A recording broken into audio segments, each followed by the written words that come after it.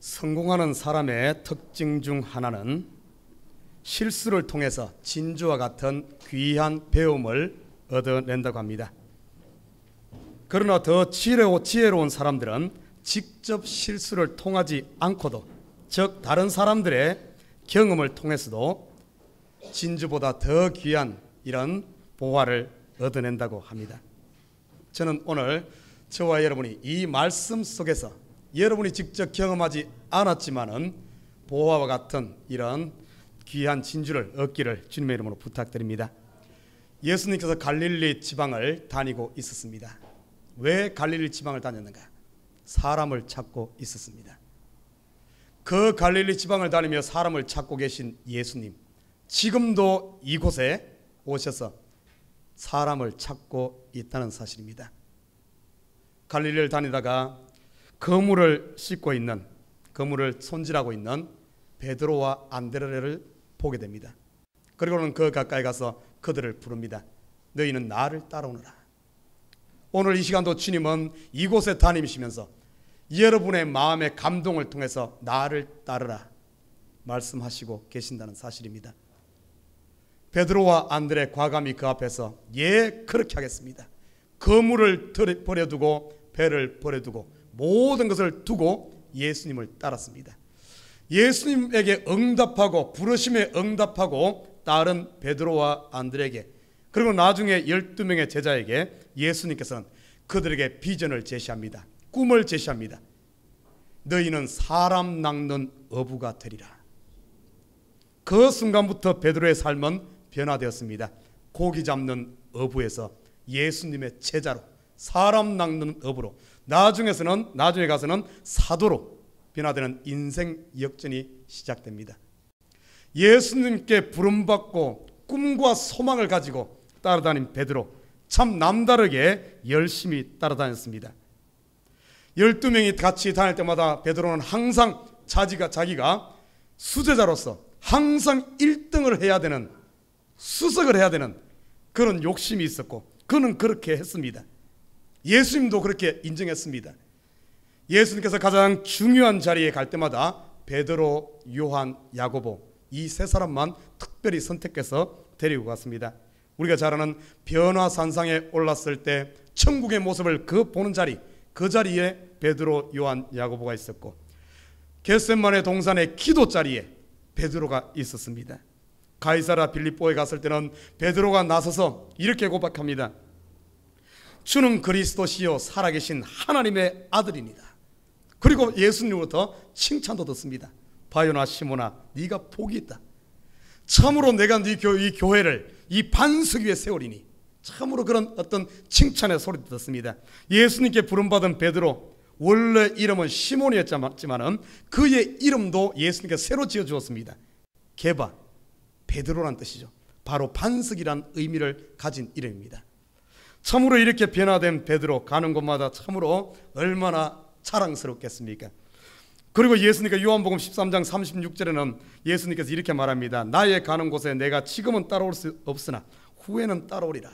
이렇게 말했을 때 베드로가 그 앞에 역시 수석을 한, 항상 1등을 한 베드로처럼 나서가지고 주여 내가 어찌하여 따를 수 없나이까? 주를 위하여 내 목숨도 바치겠습니다 하며 이런 고백까지 합니다. 마태복음 26장 33절에는 다 주를 버릴지라도 나는 언제든지 버리지 않겠나이다.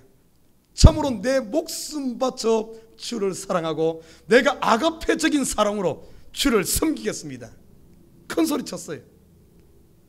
그럴 때마다 예수님께도 그를 칭찬하면서 제자들 중에서도 베드로가 저가 제일 어떤가는 수제자라는 인정까지 받습니다. 3년간 훈련을 끝내고 공부를 싹 끝내고 드디어 수능 시험이 다가왔습니다. 시험 볼 날이 왔어. 환난의 때, 고난의 때, 시험의 때가 다가왔습니다. 그 앞에서까지 베드로는 큰 소리칩니다. 예수님, 다 버릴지라도 다 부인할지라도 저는 그러지 않습니다. 예수님 죽는 자리까지 내가 예수님 가겠습니다. 그렇게 고백했지만은 시험장에 딱 들어가서 펜대를 드는 순간 베드로의 머리는 지금까지 배웠던 3년간 배우고 훈련받던 모든 것이 하나도 생각나지 않고 완전히 먹통이 돼버렸어요. 시험을 치는데 볼 수가 있습니까? 그래서 100점 맞을 줄 알았던 베드로가 100점은커녕 페일했습니다. 시험에. 예수님 3번씩이나 부인하면서 넉다운 돼버렸어요. 그걸로 끝나지 않았습니다. 시험에 페일하고 넉다운 되고 나서는 낙심천만하여 3년 전에 버려두었던 그물과 배를 다시 주워가지고 제자들 6명을 데리고 고기 잡으러 간다고.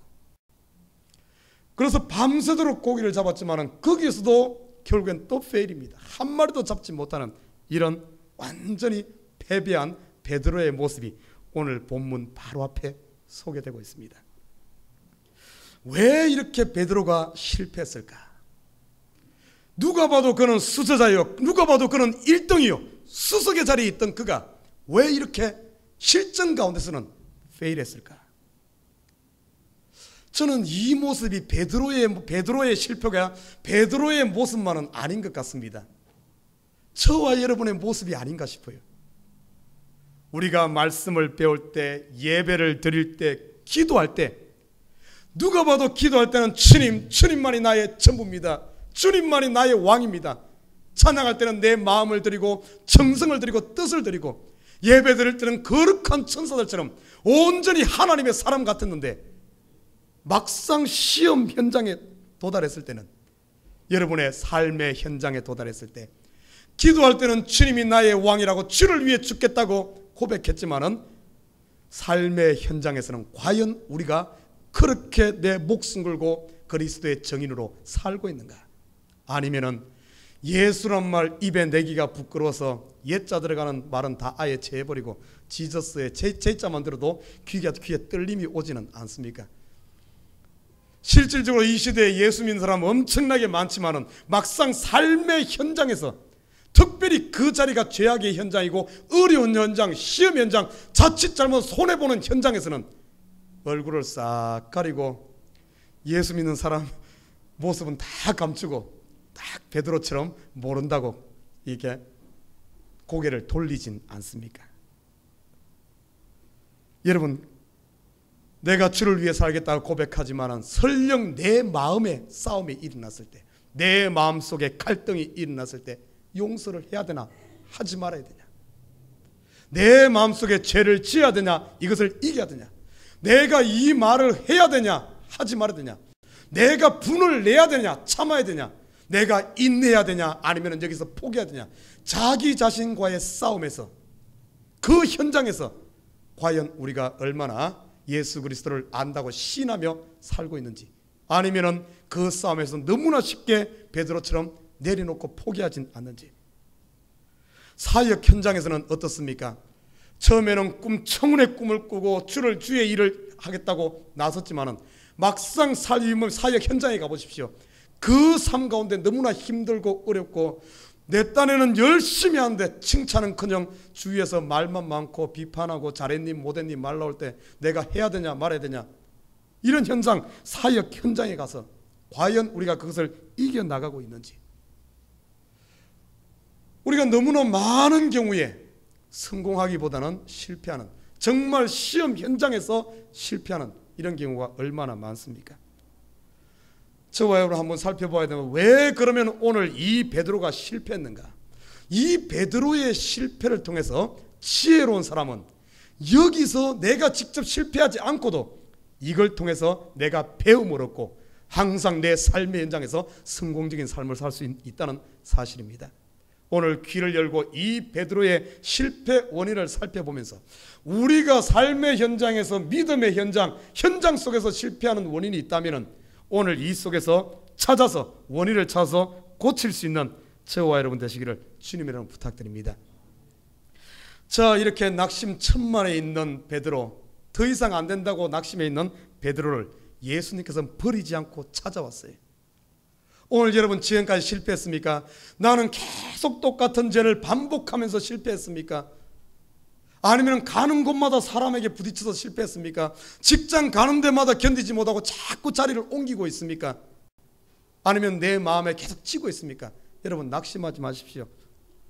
하나님은 이 시간 여러분에게 세컨 찬스를 주실 줄 믿습니다. 하나님의 은혜예요. 오늘 예수님께서 찾아왔습니다. 15절에 보면 저희가 조밥 먹은 후에 예수께서 시몬 베드로에게 이르시되 요한의 아들 시몬아 내가 이 사람들보다 나를 더 사랑하느냐. 참 어떤 의미 같아요. 제일 처음 물은 말이 네가 왜 이렇게 했느냐 책망하기 이전에 예수님께서 물은 말씀이 시몬의 아들 요한의 아들 시몬아. 베드로의 옛날 이름을 불렀어요. 원래 베드로 이름이 시몬입니다. 그리고 그 뒤에 너는 게바라 너는 베드로라 이름을 바꾼 이후에는 시몬이라는 이름을 부르지 않습니다. 성경은 나오지 않아요. 베드로란 이름을 줬는데 이 베드로가 반석같이 서지 못하고 실패하니까 다시 시몬으로 돌아간 거예요. 새로 시작하는 겁니다. 새로 시작하는 겁니다. 처음부터 새로 시작하면 됩니다. 여러분 지금까지 내가 이렇게 했는데 자꾸 실패했습니까? 나는 안 돼. 낙심하지 말아요. 새로 시작하십시오. 잘못된 것 위에다가 긋다 쌓으면 또 무너져요. 처음부터 시작하시길 주님을 부탁드립니다. 그 처음이 뭔 줄 알아요? 오늘 본문을 보면은 묻습니다. 네가 이 사람들보다 나를 더 사랑하느냐.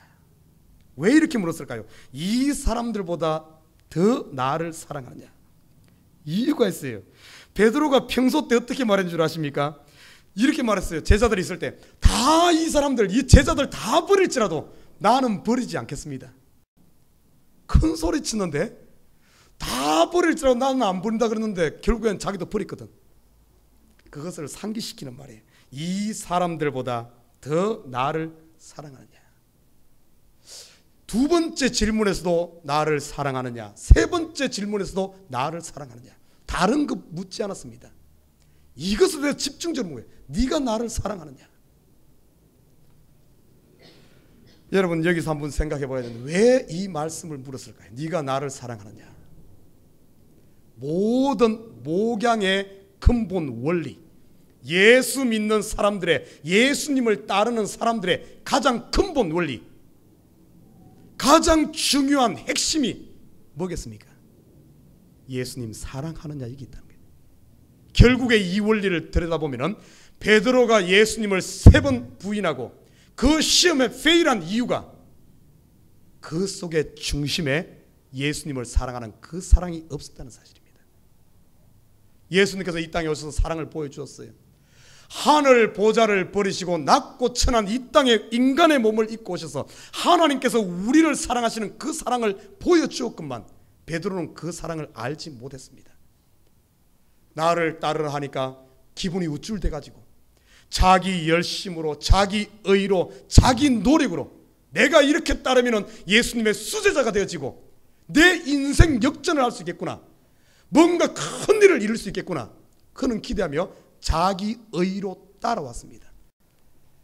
그러나 결국이 어떻게 됐습니까? 오늘 본문의 앞에처럼 전부 페일입니다. 성공할 것 같지만 성공되지 않아요. 지금 이 시대에도 너무나 많은 사람들이 이 속의 중심의 그리스도의 사랑이 아닌, 십자가의 사랑이 아닌 다른 열심을 가지고, 내 의를 가지고, 내 열심과 내 이것을 가지고 일을 하는 사람들이 너무나 많습니다. 처음엔 잘 되는 것 같고 수제자가 된 것 같지만은 결국에 현장 가운데서는 완전히 무너져버리는, 하나도 남지 않는 이런 모습을 보게 됩니다. 제가 지난주에 여기서 기도를 했어요. 새벽 예배 때마다 기도하면서 하나님께서 하나님께 눈을 열어줬어요. 눈을 열어주시면서 우리 성도들뿐만 아니라 이 시대 사람들의 마음을 싹 보여주시더라고요. 참 그러면서 제 마음이 참 한편으로는 엄청난 낙심 가운데 빠졌었어요. 뭔가 하면은 사람들의 마음을 보여주는데 이 시대 사람들, 특별히 성도들, 이 시대 성도들의 특징이 뭔 줄 압니까? 이 마음들이 철옹성과 같아요. 철옹성과 같이 너무나도 단단한 자아의 벽을 쌓고 있어요. 하나님의 말씀을 듣는 데 있어서 거의 변화되지 않습니다. 10년, 20년 가도 그 흠집아도 나지 않을 정도로 그만큼 단단한 성을 쌓고 있어요. 성을 딱 쌓고 자기를 내어놓지 않아. 그 속에, 성 속에 자기가 딱 갇혀서 한번 보십시오. 거의 변화가 일어나지 않습니다. 이 시대의 특징이에요. 이것은 단순히 누구누구를 말하는 것이 아니라 시대입니다. 이런 시대 그래요. 그 자아의 벽을 딱 쌓고 자기 중심으로 자기가 신이 되어서 살아가는 시대가 이런 시대입니다. 이 모습을 보여준 제 모습이 그 앞에 선 저의 모습이 얼마나 초라한지, 여리고성 앞에 선 이스라엘 백성의 모습 같고, 아낙 자손 거인 족속들이 철병거를 가지고 있는 그 앞에 선 이스라엘 백성과 같은 제 자신의 초라함을 느꼈습니다. 그런데 참 묘하죠. 누가 한 사람이 그러더라고요. 저보고 이런 말씀을 하셔요. 목사님 나중에 선교사로 갈 수도 있을지 몰라요. 이런 말을 지나가면서 누가 한 소리가 있어. 그래서 제가 그 참 너무나 높은 이 벽 앞에 딱 선 제 자신을 바라보면서 선교 갈까? 이런 생각도 들더라고요. 야, 내가 목표를 해야 되냐 말아야 되냐, 어떻게 해야 되냐. 야, 이 모습에 이 앞에 선데 제 자신이 너무나 초라하고 방법이 없을까? 어떻게 하면 될까? 막 제 머리가 또 막 돌굴러가는 소리가 날 정도로 막 머리에 막 돌는, 어떻게 하면 이 벽을 깰 수 있을까? 막 머리 굴리면서 막 돌아가는데 하나님께서 제 뒤통수를 탁 치는 것 같아요. 다시 한 번 더 탁 이 뒤통수를 치는데 제 마음에 어떤 마음이 딱 드는가 하면, 맞다. 철옹성같이 강한 마음에 이것을 깨뜨리기 위해서 철옹성 같은 철갑과 같은 돌과 같은 마음을 가지고 친다면 어떻게 되겠어요? 둘 다 깨지고 상처만 나는 거예요. 지금 이 시대 모습, 이 시대 교회의 모습입니다. 이 철옹성 같은 마음들을 깨뜨리기 위해서 목사도 철옹성같이 무장되어서 철옹성과 같은 이런 말씀을 가지고 다 하니까 그 말씀을 받아들이고 아멘으로 깨어지는 것이 아니라 오히려 딱 부딪혀가지고 이를 갈면서 작심을 하고 목사를 쫓아내고 이런 일들이 일어나는 거예요. 설령 그걸 깬다 할지라도 그 교회가 파산되어지는 이런 모습을 이 시대에 보게 됩니다.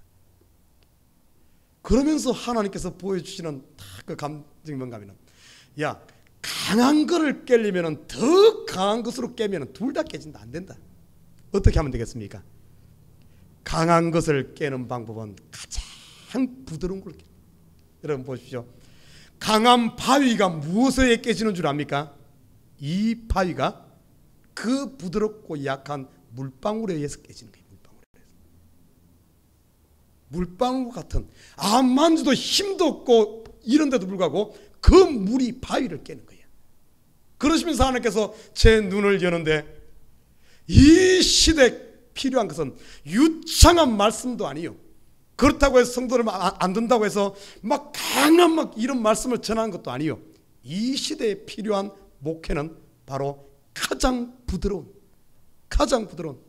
바로 사랑이다 하는 것을 보였어요. 그러면서 제 자신을 보게 됩니다. 과연 내 속에 우리 성도들 뿐만 아니라 모든 사람들을 품을 수 있는 이 사랑이 내 마음에 있는가? 제 자신을 돌아보면서, 제가 처음에 개척할 때, 초창기 개척할 때 성도들의 눈동자만 봐도 너무나 사랑스러워서 눈동자 속에 아침 이슬이 맺히는 같이 영롱한 같은 이런 사랑이 묻어났습니다. 그래서 성도들 한 명 한 명 보면은 참 너무나 귀하고 존귀하고 너무나 소중해. 내가 이 한 사람을 위해서 내 목숨도 걸겠구나, 그런 마음이 막.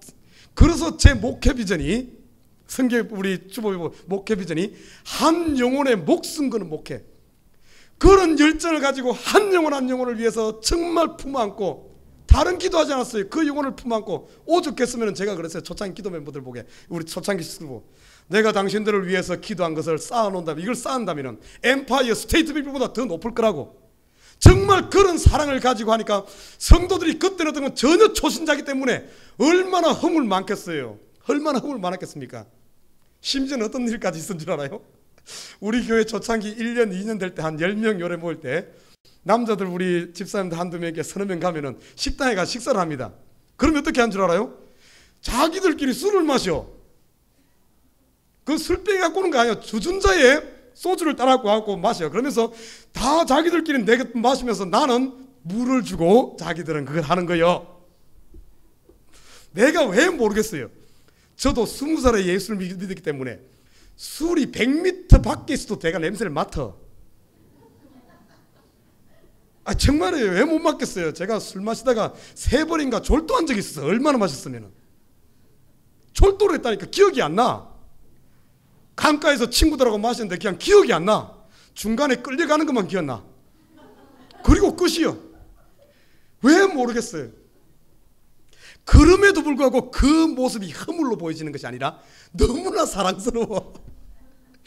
그래서 마시는 마셔라. 괜찮다. 괜찮아. 근데 좀 야속합디다. 나도 한 잔 주지. 자기들끼리 마셔. 다음에 그런 게 있으면 나도 한 잔 줘. 그런 허물들이 보이잖아요. 아니나 다를까 2년 지나 3년 지나 점점 자연스럽게 그런 것이 없어져요. 사랑 안에 녹아지더라고요. 그래서 집사가 되고 교회를 세우는 일꾼들이 되어가는 모습을 봤어요. 그런데 지금 내 모습은 그게 보이는 것이 아니라 성도들의 어떤 허물이 보이고 이런 거 왜 저럴까 내 마음에서 기도하면서 왜 저럴까 왜 저럴까 저러면 안 되는데 저 마음을 열었는데 저 자아를 가지고 저 욕심을 가지고 고집 부린다고 그것 가지고 천국 갈 수 있는 것 아닌데 결국에는 다 무너질 건데 그 배설물 같은 것을 끌어안고 있는 이런 안타까움 때문에 왜 저럴까 이렇게 제가 기도하는데 하나님께서 왜 그런 줄 아느냐? 네가 그거 연구하고 그런다고 되는 것이 아니다. 이를 녹이는 것은 이들을 변화시키는 것은 네가 저들을 품을 수 있는 그 사랑, 처음에 가졌던 그 순수한 사랑, 깨끗한 사랑만이 녹일 수 있다. 그 말씀을 하시는 거예요. 그 말씀하니까 제 자신이 얼마나 부끄럽던지. 맞아, 내 사랑 다 어디 있지? 내 마음이 메말라 있는 것 같아. 여러분 주위의 성도들의 모습 중에 목사의 모습 중에 아니면 주위의 가족들, 남편과 아내, 자녀들 모습 속에 여러분이 왜 저럴까? 그들의 허물이 보여지고 그들의 잘못이 판단되어진다면 그거 좋은 것 아닙니다. 내 마음에 사랑이 식어 있다는 증거야. 그래서 제가 하나님 앞에 기도하면서 마음을 바꿨어요. 하나님, 나에게 사랑을 주시옵소서. 맞습니다. 첫사랑. 그 사랑을 부어달라고. 요즘에는 기도 제목이 다 바뀌었어요. 성도들의 허물이 보여지고 뭔가 보이지만 그건 눈 가리고 하나님 나에게 사랑을 부어달라고. 눈이 열려서 성도들의 다 그것을 보는 줄 알았더만은 그 열린 눈이 좋은 눈이 아니여. 우리가 새벽 예배 때 공부했듯이 아담과 하와가 선악과를 따먹으면 그게 눈이 열려서 그럴 줄 알았더니 눈이 열리고 나니까 하나님처럼 되는 것이 아니라 자기의 허물을 보게 되는 거예요. 이 시대에 변사들 많습니다. 잘못된 것 쫙 분석해가지고 옳고 그름 잘 분석해 쫙 펴놓은 사람 많아. 이야, 똑똑한 것 같죠? 그것 가지고 이 시대 변화시킬 수 없습니다. 이 시대에 필요한 것은 사랑입니다. 사랑. 성도들 한 명 한 명 아무리 강한 옳은 설교한다고 바른 설교한다고 유창한 설교한다고 성도들 팔아들이는 거 아니에요. 이 시대. 제가 보니까 한국에 보니까 3만 명 되는 교회, 큰 교회 목사님 참 설교 들으면 제가 요즘에도 인터넷 들어가서 한 번씩 듣습니다만 정말 부러울 정도로 목사인 제가 감탄할 정도로 설교를 잘하고 제가 은혜 같아. 그런데 그 결과가 어떻게 된 줄 알아요? 결국엔 쫓겨나. 근데 그 희한해. 저런 멋진 설교, 저런 영적인 설교, 저런 설교를 듣고 목사를 쫓아내는 사람을 어떻게 된지 모르겠어. 이런 시대입니다. 설교가 되는 게 아니구나. 사랑이구나, 사랑. 오늘 보십시오. 예수님께서 베드로에게 물었던 게 바로 그게 딴 것 아닙니다. 네가 나를 사랑하느냐. 오늘 이 사랑이 저와 여러분의 있기를 주님을 부탁드립니다. 이 강구해야 돼요. 이 사랑이 그냥 되어지는 게 아닙니다. 예수님께서 고린도전서에 보니까 어떻게 말하는가? 너희는 고린도전서 12장 31절에 이렇게 말합니다. 너희는 더 큰 은사를 사모하라. 내가 또한 제일 좋은 길을 너희에게 보이리라 하면서 우리가 잘 아는 고린도전서 13장으로 넘어갑니다. 고린도전서 13장이 어떤 장이죠? 사랑장이죠. 사랑장. 사랑은 언제나 오래 참고 사랑은 언제나 온유하며. 우리가 지금 이 시대에 계속 기도해야 될 것이 뭔가 하면은 바로 더 큰 은사, 그리스도의 십자가의 사랑, 자기 몸을 모든 걸 내어놓기까지 우리를 위해 주신 이 사랑이 들어온 순간, 이 사랑이 있어야만 이 시대 사람들을 품고 그 단단한 마음들을 녹여낼 수 있다는 사실입니다. 이 사랑을 강구하는 저와 여러분 되시길 주님을 부탁드립니다. 이 시대 보십시오. 정말 목회에 아니면 사역에 우리 예수 믿는 사람들의 모든 힘의 근원이 어디에 있는가? 바로 십자가의 사랑입니다. 여러분, 십자가는 사랑입니다. 십자가는 사랑. 부활은 하나님의 능력으로 사단의 권세를 이기는 걸 말한다면 이 십자가는 사랑이요. 모든 것을 내어준 이 사랑. 복음의 핵심이 뭡니까? 바로 십자가와 부활 아닙니까? 사랑과 소망입니다. 저와 여러분 속에 이 사랑이 흘러 넘쳐야 될 줄 믿습니다. 이 사랑을 강구해야 돼요. 그냥 되는 거예요. 허물이 보일 때마다, 내 자신의 자꾸 누구를 판단하려고 할 때마다, 무슨 문제가 생길 때마다 그걸 왜 저럴까가 아니라 이 사랑을 강구해야 돼요. 자, 그런데 오늘 본문에 보면 참 재밌어요. 3번을 물었습니다. 예수님께서 요한의 아들 시몬아, 네가 이 사람 나를 사랑하느냐? 예수님이 물은 이 사랑, 헬라에 보면은 이 사랑의 종류가 3가지 있는 걸 알 거예요. 여러분 뭐 대표적으로 아는 게 아가페의 사랑, 아가페 또는 아가페오. 그런데 이것은 신적인 사랑, 헌신적인 사랑, 하나님이 우리를 사랑한 이 사랑을 아가페 사랑이라고 해요. 그 두 번째는 필레오 사랑이 있어요. 이거는 우리 인간들 관계의 형제 간의 사랑이라든지 남편과 아내, 아니면 부모와 자식 간의 사랑, 이런 사랑을 필레오 사랑이라 그럽니다. 오늘 예수님께서 여기서 물은 네가 나를 사랑하느냐 이렇게 물을 때 이 단어가 어떤 단어가 써 있는가 하면은 첫 번째 물음과 두 번째 물음에서는 똑같이 예수님께서 네가 나를 아가페로 사랑하느냐 이렇게 물었어요. 아가페로 사랑하느냐, 네가 나를 사랑하는 것이 아가페로 사랑하느냐. 아마 예전 같았으면 베드로 그랬을 거예요. 그럼요, 내가 예수님 사랑하는 걸 보십시오.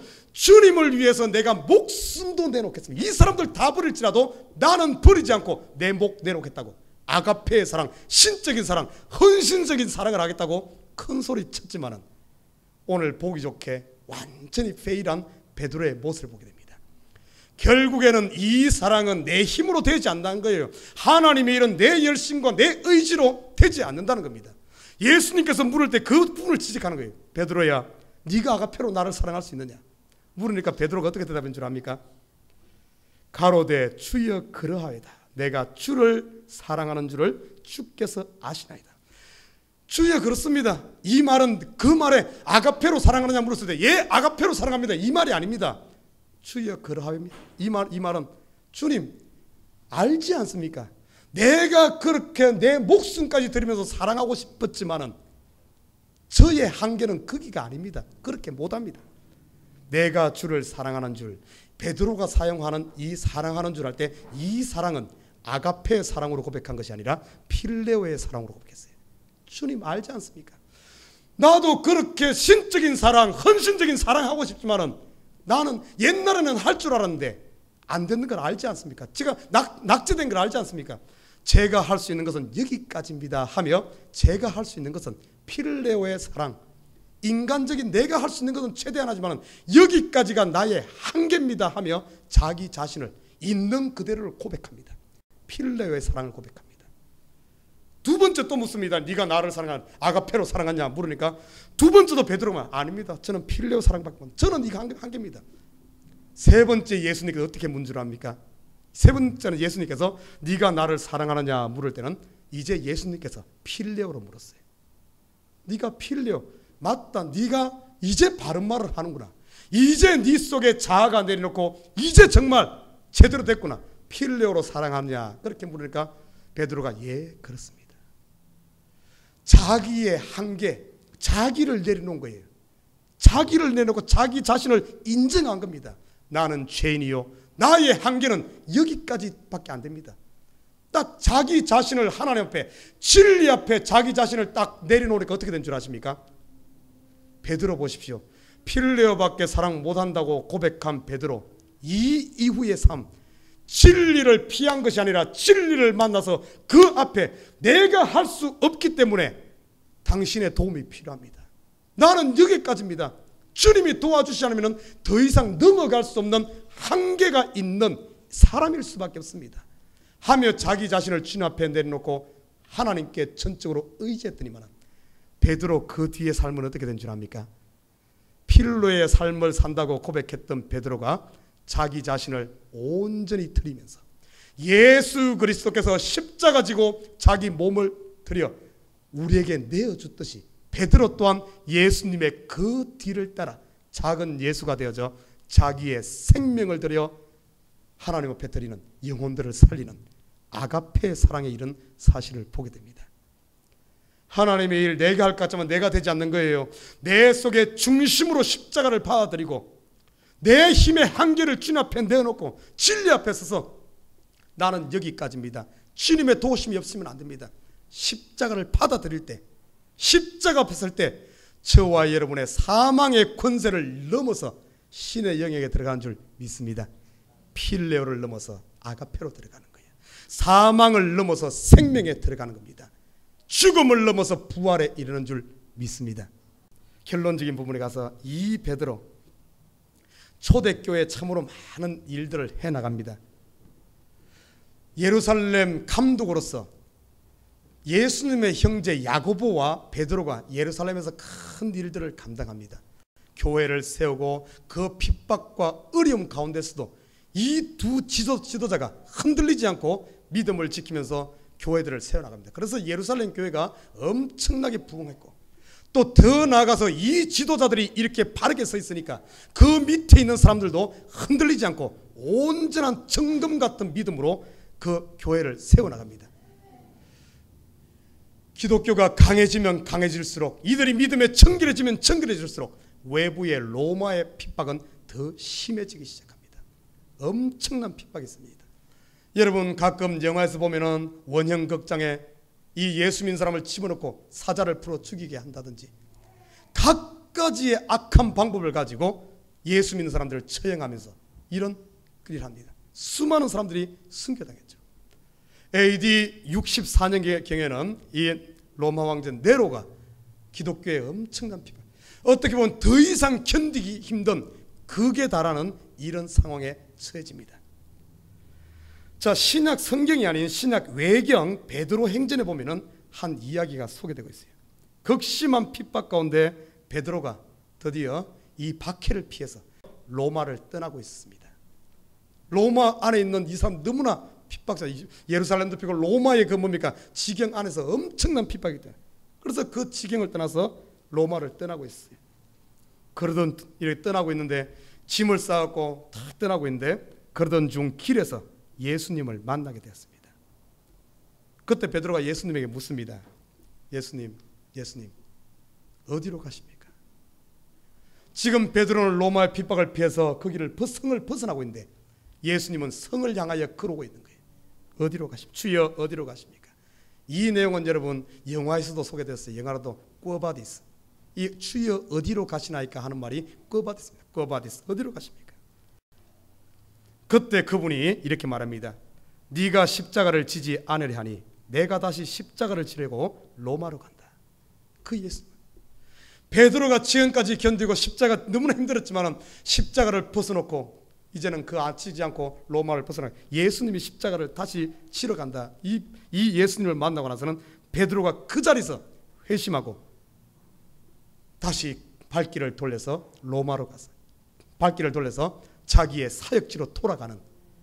그래서 그곳에 가서 그 마지막 남아있는 그 뭡니까 신도들을, 그 성도들을 그들과 함께하는. 그러다가 결국에는 이 뭡니까 로마에 잡혀서 순교하지 않습니까?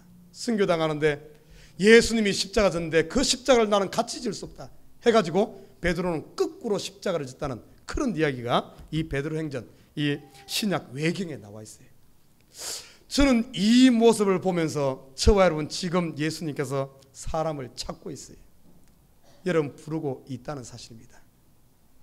누가 나를 위해 갈고, 지금 누가 나를 위해 십자가 지고 이 죽어가는 영혼들, 고통당하는 사람들과 함께 이 세상 눈으로 보면 완악할지 몰라도 그래도 하나님은 그들을 향해서 뜨거운 사랑을 베풀고 있는 이들을 누가 품을고 지금 찾고 있다는 사실입니다. 오늘 이 시간 내 마음을 돌아보십시다. 내 마음속에 이 십자가 그리스도의 사랑이 충만한지, 아니면은 이 십자가의 사랑들은 너무 프로그램, 세미나 아니면 갖가지 이런 걸 가지고 하려고 하다가 지쳐있는, 핍박 가운데 결국엔 지쳐있고 낙심해 있지는 않은지 오늘 이 시간 주님께서 묻습니다. 네가 나를 사랑하느냐? 여러분 어떻게 고백하시겠습니까? 이 앞에서 자아를 내세우면서 열심을 내세우면서 옛날의 베드로처럼 내가 주를 위해 죽겠습니까? 죽겠습니다. 이런 자아의 고백이 있는지, 아니면 정말 네가 나를 사랑하느냐? 이 앞에, 이 물음 앞에 내 자신을 주님 앞에 내려놓으면서, 주님, 주님의 십자가가 내 안에 있습니다. 주님, 내가 주님 사랑하는 줄 주께서 아시지 않습니까? 진리를 피할 것이 아니라 이 대면에서 내 한계를 깨닫고 한계를 느끼고, 내 힘은 할 수 없습니다. 나를 내려놓고 다시 한 번 더 십자가로 힘을 덧입고 부활의 능력으로 덧입어 가던 길을 돌이켜 다시 사역의 길로, 주님께서 우리가 가야 될 그 길로 돌아갈 수 있는, 그래서 끝까지 그 길을 달려갈 수 있는 저와 여러분 되시기를 주님의 이름으로 부탁드립니다.